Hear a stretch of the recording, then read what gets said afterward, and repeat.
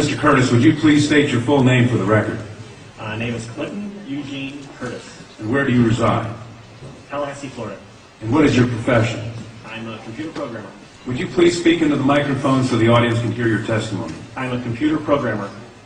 Mr. Curtis, are there programs that can be used to secretly fix elections? Yes, How do you know that to be the case? because in October of 2000, I wrote a prototype for President Congressman Tom Feeney at the company I work for in Oviedo, Florida, that did just that. And when you say did just that, it would rig an election? It would flip the vote 51-49 to whoever you wanted it to go to and whichever race you wanted to win.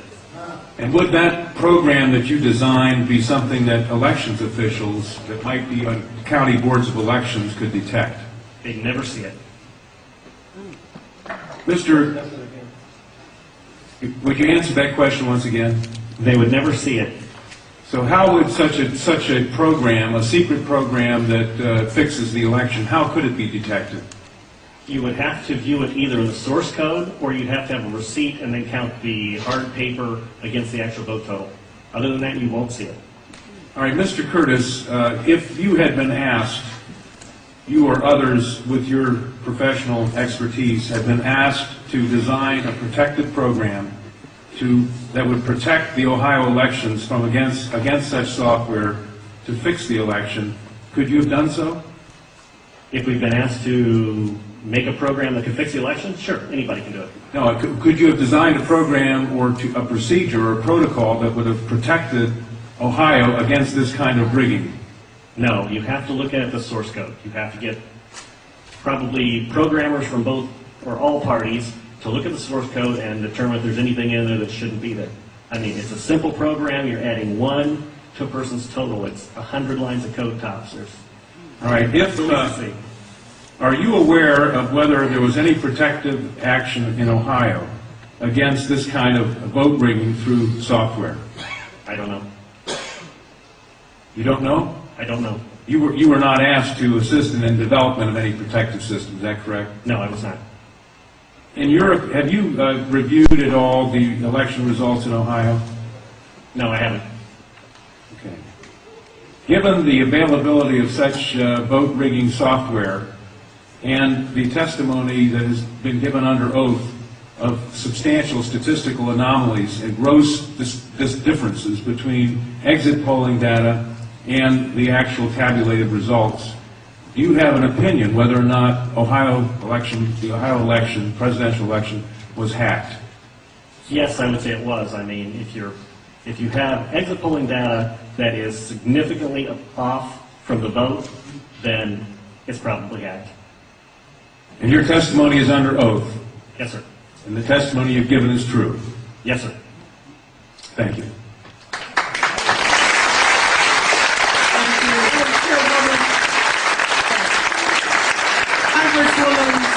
Councilwoman Waters and I have the same question. Come back to the podium. Who did you say you were asked to prepare?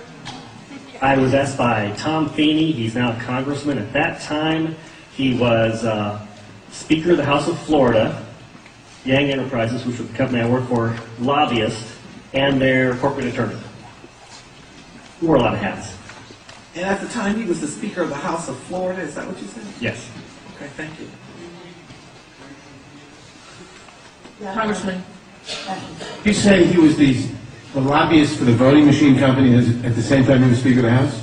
I don't know what the voting machine company is. He was a lobbyist for Yang Enterprises. We had NASA contracts and Yang Enterprises did what? Computers? computers. Okay, and he was your lobbyist, your He was company's the lobbyist. lobbyist for that company, And yes. he asked you to design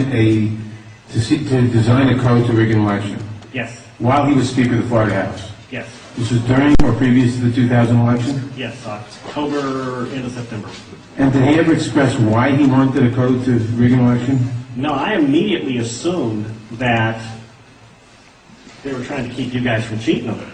So, so I wrote up the documentation of what you would look for in the source code, how you would make sure that you didn't get, taken advantage of, make sure that all voting machines had receipts, because that way you could back count the ones that looked a little funny. And I handed it over. By receipts, you mean a paper trail? Yes, paper trail. And I handed that in to Mrs. Yang and said, here's your report, here's your program.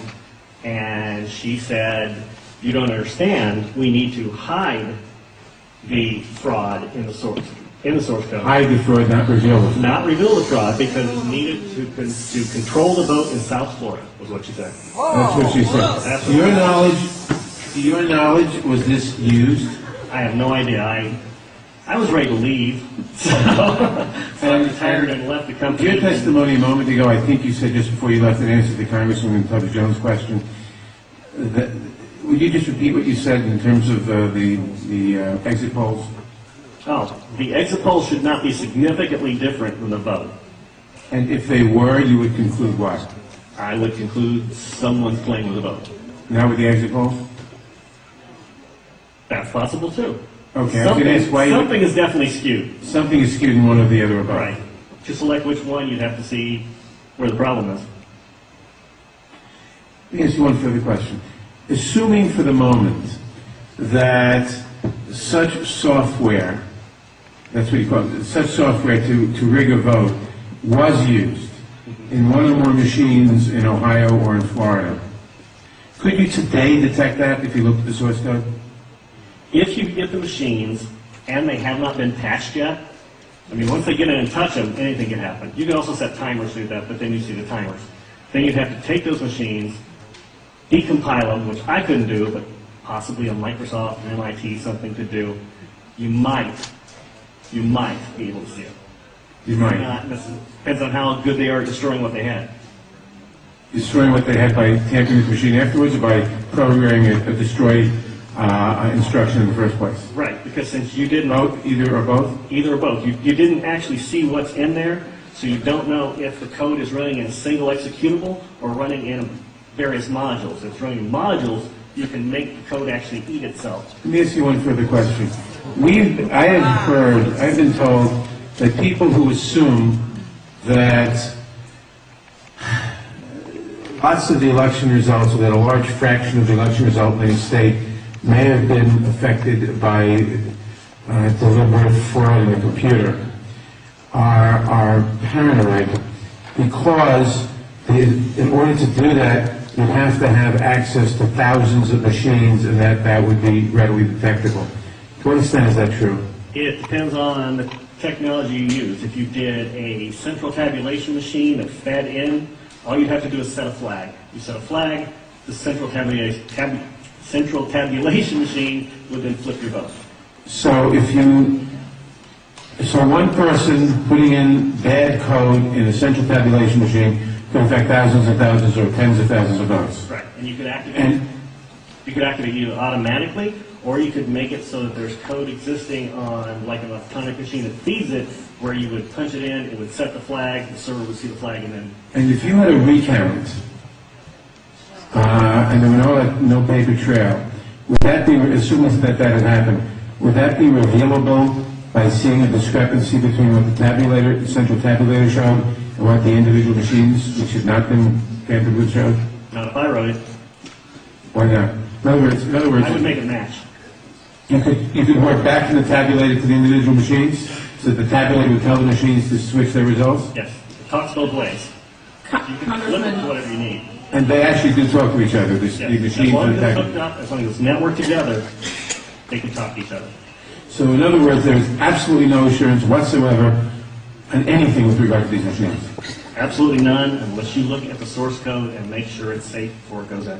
Thank you very much. Thank you, Congressman Mathers. I know that Congresswoman Waters has a question, then Senator Miller, and then Congresswoman Stephanie Tubbs Jones. This will only take a moment if you would come back to the... I'm new at this. As you know, there has been a lot of discussion about, I think it was Diebold Company, their relationship to the President and the administration, and supposedly comments about helping to ensure that the President was reelected. In your world, in your environment, have you heard any of this kind of discussion? Do you know people who vote for Diebold? Do you have any sense of any actions that may have been taken? I don't know anything about that at all. Thank you. Sorry. Senator Miller? Thank you, Madam Chair.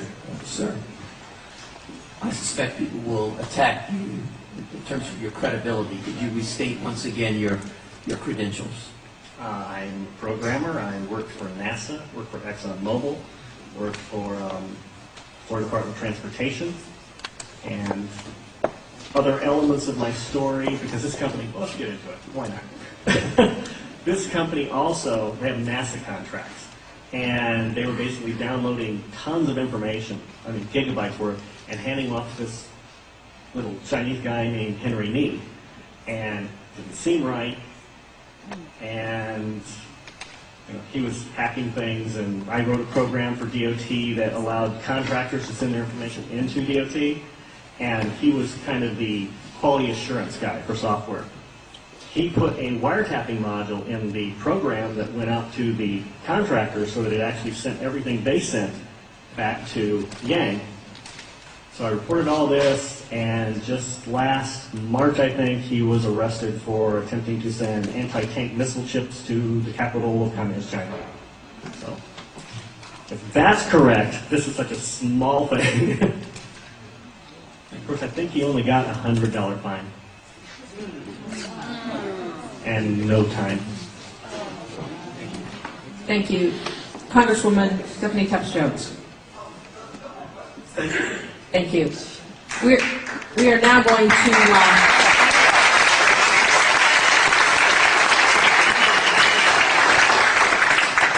back to the public testimony.